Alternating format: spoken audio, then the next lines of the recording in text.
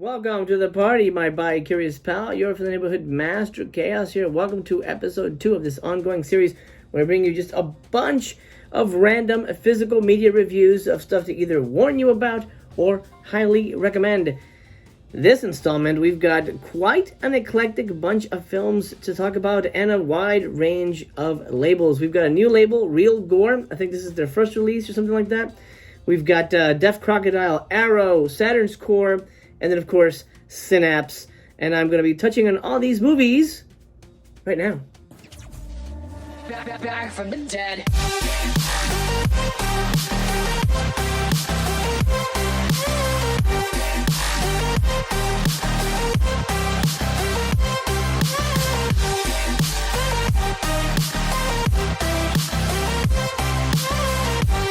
To add to the randomness of this bi-curious episode and the movies we touch on, I'm going to hide the movies under here.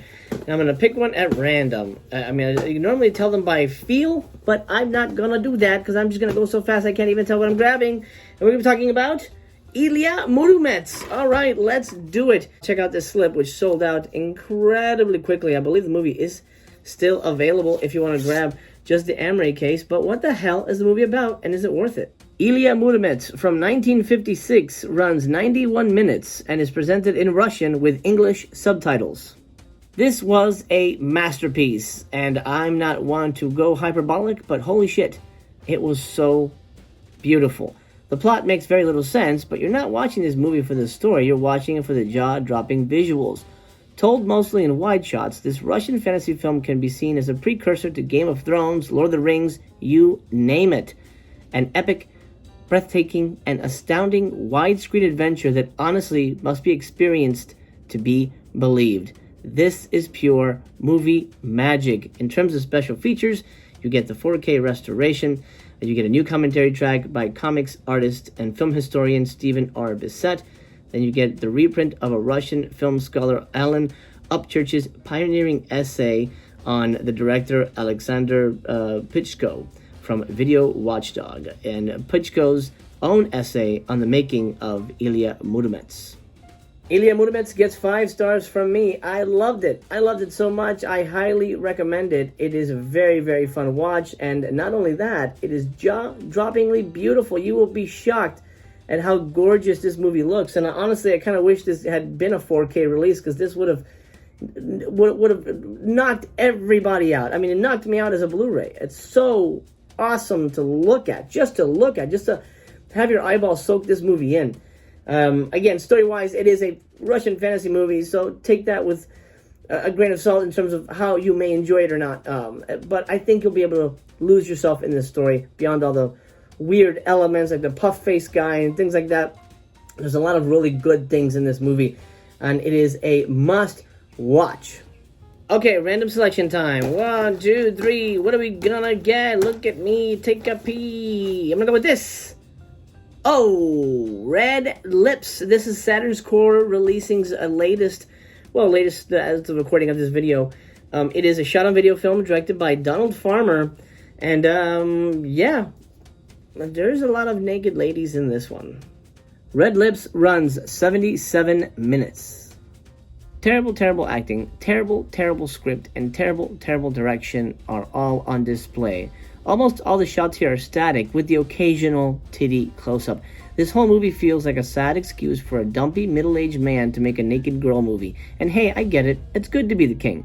The odd thing here, though, is that it has so many beautiful women with huge knockers that don't get naked in the movie.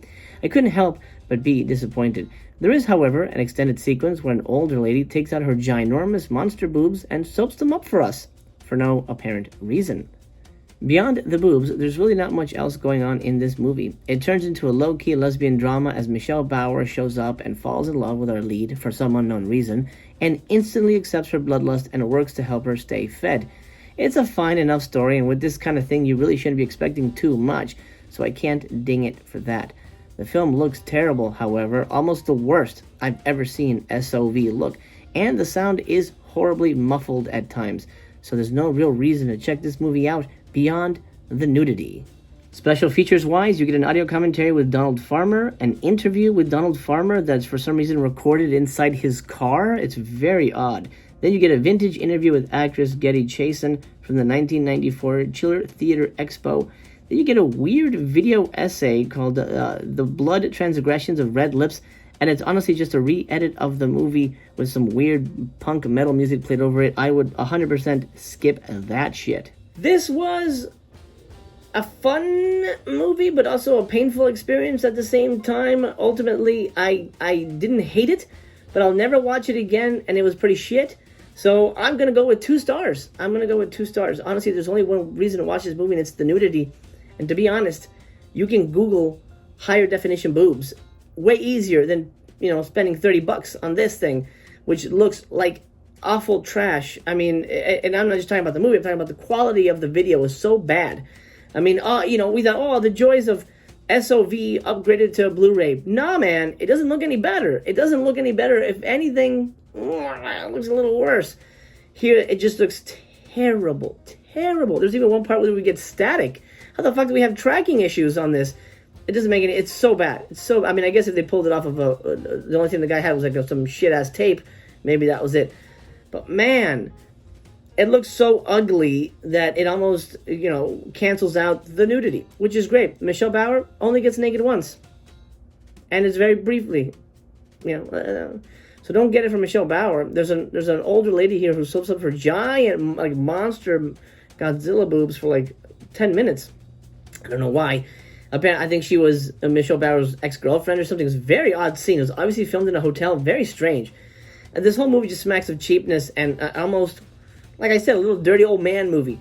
The vampire stuff is cheesy. It's gory, but it's stupid gory. She's going, there's blood in her mouth. It's kind of dumb.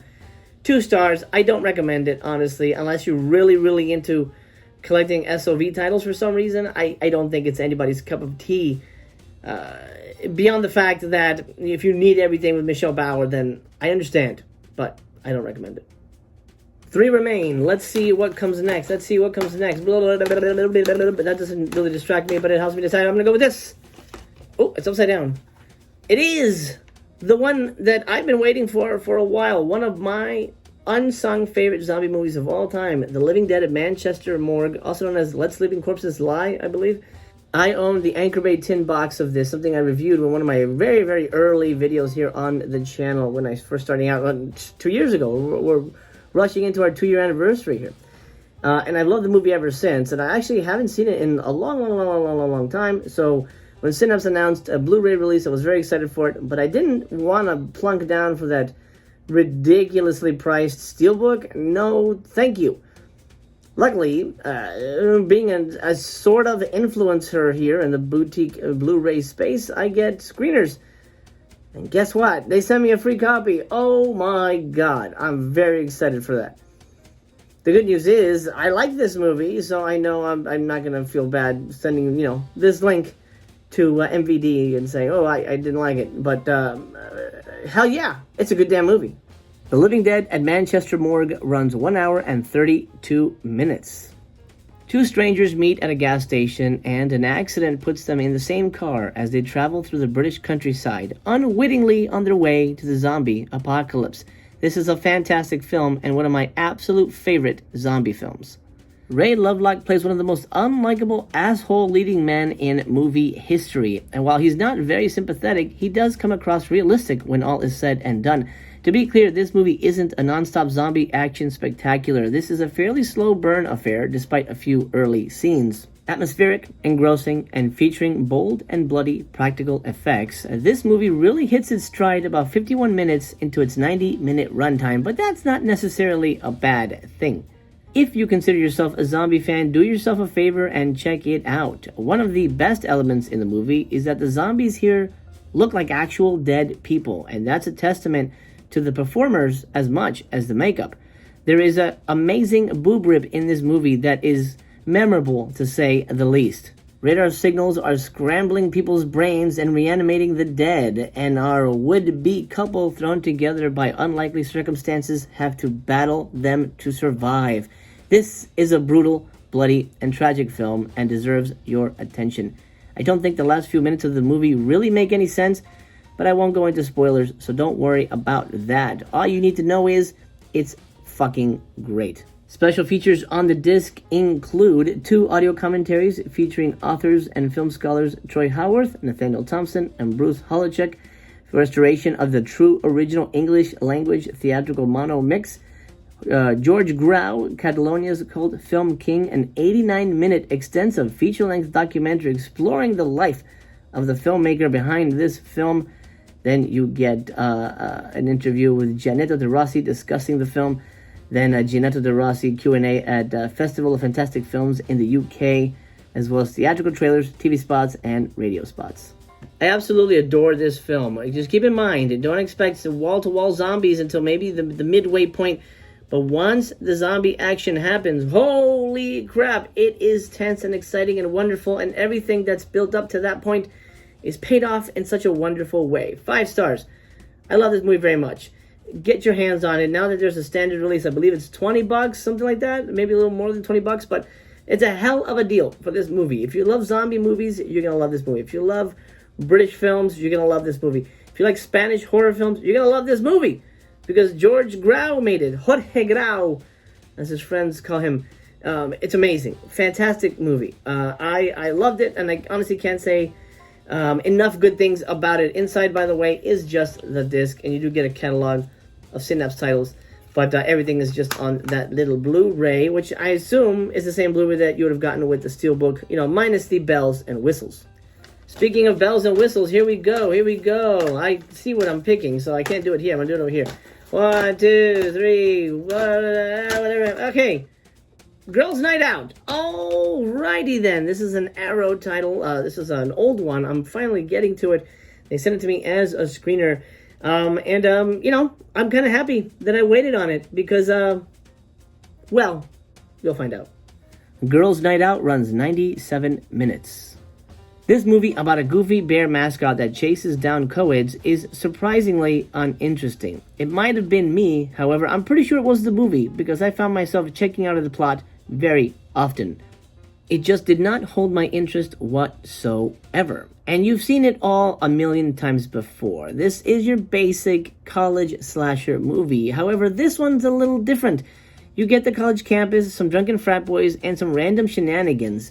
However, this movie is about 80% college hooligans movie and 20% slasher movie, and that's honestly being generous. So buyer beware there. I was so disconnected from this movie that once the killer was revealed, I was hard-pressed to remember who the hell it was, and if they had been in the movie before. This movie kind of reminded me of The Prowler, but with no nudity and lesser special effects. The Prowler's pretty slow itself, but that movie holds my interest, whereas this one did not. To top it off, we get a rushed and crummy ending. Move along, folks. There's really nothing to see here. This one was a real bummer, man. I was looking forward to this movie, but I don't know. I think Arrow's striking out with these slashers lately. I don't think I've liked anything slasher-related that's come from Arrow, like new discoveries like this that's come out in a while. Real Deadly Games, I guess, was okay, but man, this was not good. Not good at all. I was very bored by this movie. I mean, here's the problem with the movie. You go in expecting a slasher movie. It's not even a slasher movie until maybe an hour into the damn thing. There's a whole thing about an escaped mental patient. There's a guy wearing a bear mascot costume. By the way, the killer is wearing a bear costume. That's the killer's costume. That is the mask of the killer. It's right there. That's a fucking bear. And he has knife hands, like gloves, whatever. Not like Freddy, but like butcher knife, bear paws. Everybody dies the same way. The knife, the same fucking way. It gets boring. And then on top of that, the movie's more concerned with these fucking unlikable 40-year-old college students going on some weird treasure hunt. I don't know what the hell they were doing. But it was uninteresting and not a slasher movie, which is what I signed up for. That's the main problem with this movie. I'm going to show you the packaging before I give you my rating. There is a slip. I know there's a couple of different slips. And there's the back of that. Isn't that interesting? There are a couple of different slips available for this. And I think there may be site exclusives to different retailers. I'm not sure. There's that, which, I mean, that's about as exciting as the movie gets. 2 stars. 2 stars for Girls' Night Out. It's not the slasher movie we were looking for. Buyer beware.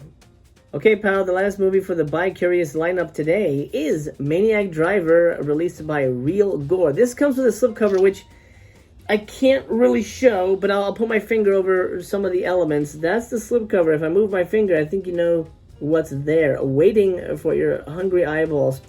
This is a very interesting film. It's a Japanese film, recent. I want to say 2020, 21, something like that. It's short. That's the one thing I'll say right at the top. It's a short film, and I honestly was not expecting this movie to be good. But guess what? It was. Maniac Driver runs 76 minutes. This was excellent. You can feel the low budget, but there's so much style and boobage on display that you look past it and allow the story to wash over you. The film calls itself a Japanese giallo, and I would 100% agree with that. This is the absolute bonkers story of a taxi driver who watches his wife get murdered and then witnesses the murderer killing himself. So he decides to get back at the world by doing the exact same thing and finding some innocent woman to kill, after which he will take his own life.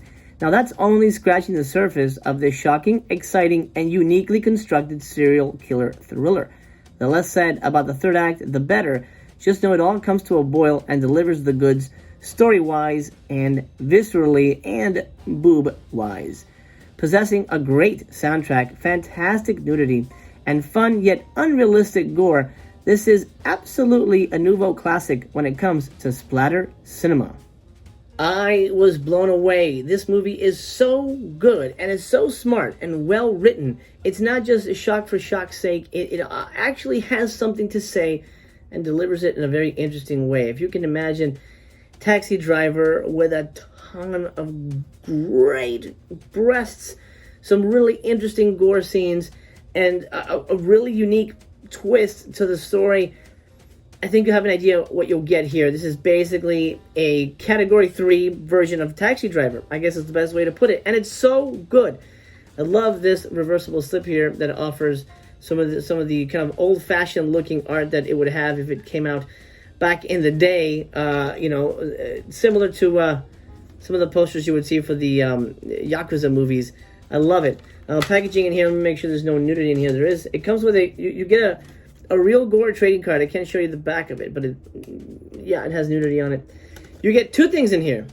You get the movie, and you get the movie, and then you get the soundtrack, which, like I said, is a hell of a soundtrack. It is a banger, my friends, and definitely worth a spin.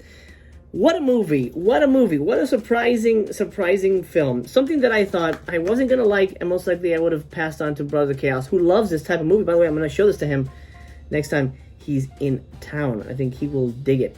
So good, so well made. Honestly, it shocked me, and you need to watch it. At least get your hands on it somehow. 4 stars. I'm gonna go 4 stars for this one. I loved it. I thought it was so well made, almost too well made for the kind of movie it was striving to be. If that makes any sense, it blew me away. I loved it, and I think you will enjoy it as well. Thanks for the advice. That'll do, Bugaboo, for Bi-Curious Episode 2. Let me know, have I made you curious about any of these titles? Have they been on your wish list? Have I changed your mind? Have I helped you purchase? I'm curious. I'm curious how things go in that regard.